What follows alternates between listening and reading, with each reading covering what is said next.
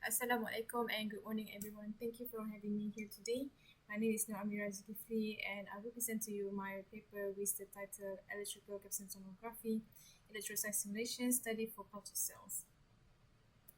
These are my presentation outline where I will start with the introduction that includes the research background and problem statements, some selected literature research methodology that I use, results and discussion, and I will end the presentation with the conclusion and feature works.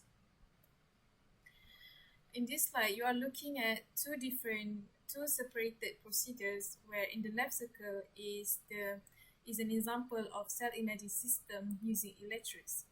You might be small here, but this actually the cells underneath the cell culture placement. So these electrodes measuring the electrical properties of the cells through the readout electronics, and it will produce quantitative analysis through graph presentations. So these are not enough for many medical fields such as drug industries, tissue engineering. So microscopes plays major roles in providing visual monitoring of the cell culture, such as monitoring the behavior of the cells towards toxic agents or regions. Also to monitor the growth and the adhesion properties of the cells in a different culture environments.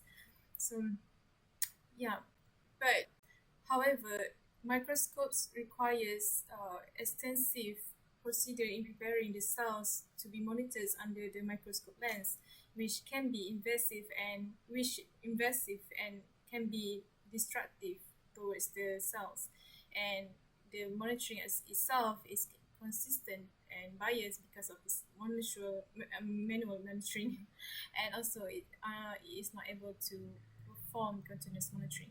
So this creates a demand for imaging system that is non-invasive and non-destructive, and also capable of automated and continuous monitoring. So in this paper, tomography is proposed to monitor the cell culture.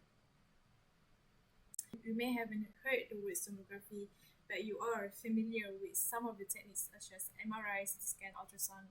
These techniques using the same imaging mechanism in tomography system. So it's divided into hard field and soft field because of its different in the nature of the energy source propagates from the transmitting and the receiving is different between this hard field and soft field technique. So in hard field techniques, the propagation of the energy source propagates in one direction and does not diverge from its path. But in soft field tomography, because of the use of electrostatic force, the propagation may diverge from into multiple paths. That depends on the strength of the electrical field between the transmitting and the receiving panels. And there are four techniques in electrical tomography. They are measuring different electrical properties. And the one that we are going to talk about in this presentation is the electrical capacitance tomography. So electrical capacitance tomography, one of the major components is the sensor configuration, where it's actually used the same layout as a battery. As you can see here, in a battery you have at home, it has two plates where positive and negative electrodes are placed in between electrolyte or the dielectric materials that are capable of storing charges.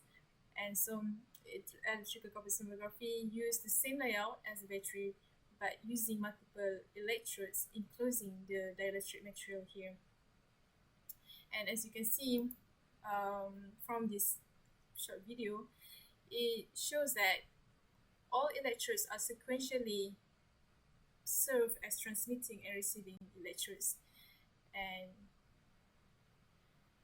the receiving electrodes are connected to the rest of the hardware system of the electrical tomography that consists of the switching circuit, measurements, and signal conditioning circuit, where it's filter the noise and amplify the signals and converts the signal to the readable voltage measurements that are going to be used in the image processing unit to perform image reconstruction. So the selected papers here shows that electrical tomography have been implemented in cell imaging by using impedance tomography, using impedance measurements, and all these sensor configurations are used to monitor the growth of the yeast cells, the response of the cells towards drugs, and to monitor the electrical properties of the cells under the influence of electroporations.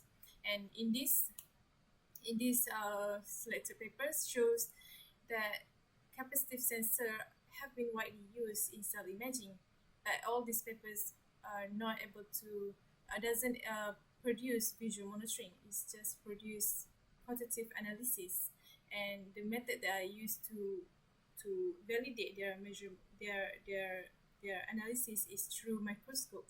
But they also claim that one of the papers also claim that microscope techniques can be biased and it doesn't produce a consistent results, and those microscopes are unable to validate properly the monitoring of the cells. So in this study, I extended the previous work, and I studied the same configuration, which is 16 electrodes, but using different surface area of electrodes.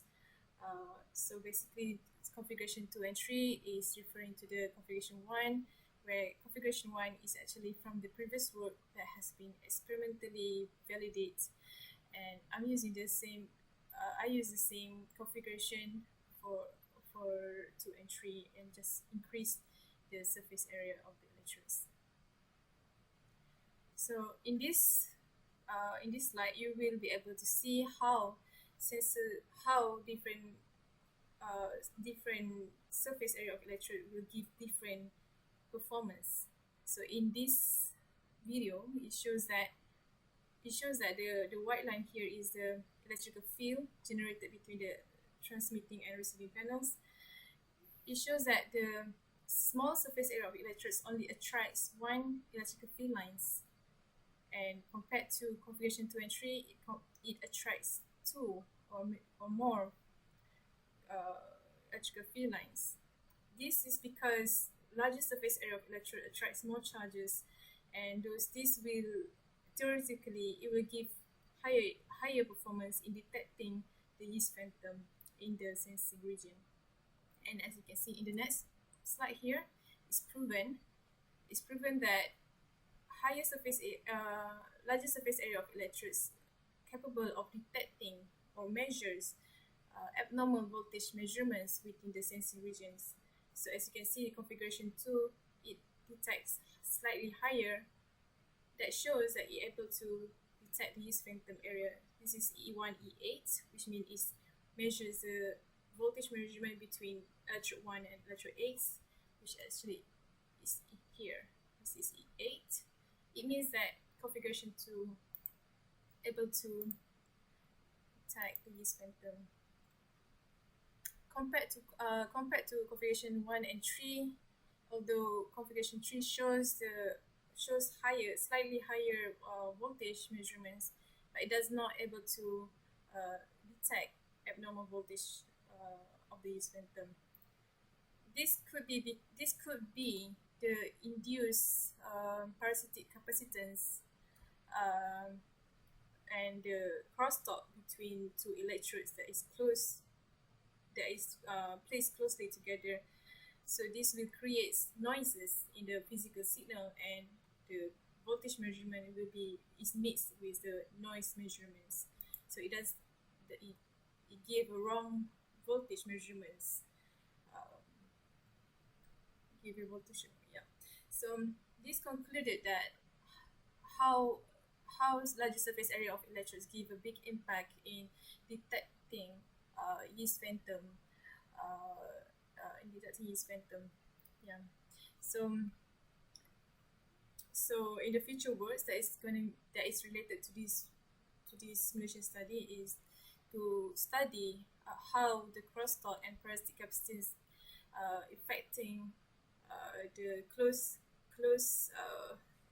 adjacent electrodes placement, and also to compare the reconstructed image of the yeast phantom using the same sensor configuration to validate the performance through image. And these are the references that I use. Thank you for your attention. That's all for me.